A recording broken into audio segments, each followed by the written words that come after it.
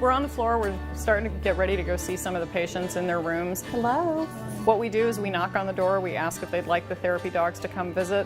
If they say yes, we go in and we offer them alcohol wash so they can wash their hands, and any of the visitors that are in the room as well. The coordinator, myself, or one of the other people who help will lay a towel on the side of the bed that's the least amount of equipment. So if there's an IV on one side, we try to go to the other side. We lay the towel down, we come out, put a sticker on the door so all the volunteers know, and then the volunteers go in one by one to visit with that patient. You're in there very concerned about yourself, and here comes a precious dog, and you get to pet it and talk to it, and it just makes you forget about yourself for a little bit. That's like my puppy. Hey, Jake. Yes, I've got a boxer at home. Hi.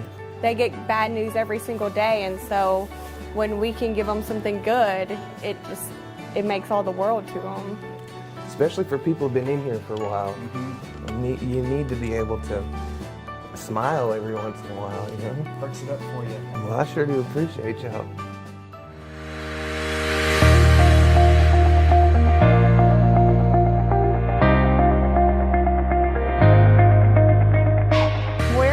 The campus of Jones Boshears, and Therapet has been coming here for approximately 10 to 12 years, twice a month on Thursday mornings.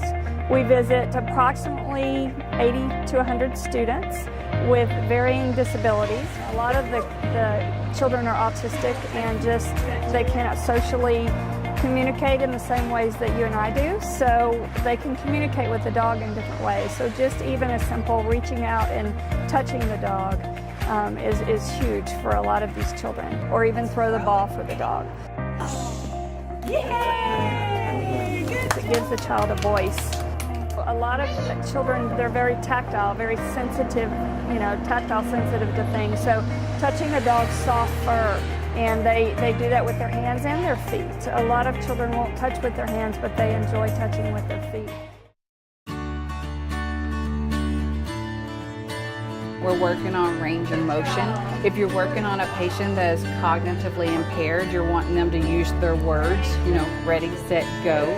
Or like when we were working with Boone and we would tell him, are you ready? Are you ready, Boone? That is a motivation for the patient, and also using their language.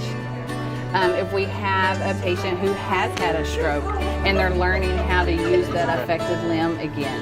So they're throwing the ball, trying to use functional movement with that arm. The decrease in the length of stay from a insurance coverage standpoint has really impacted patients' function at discharge.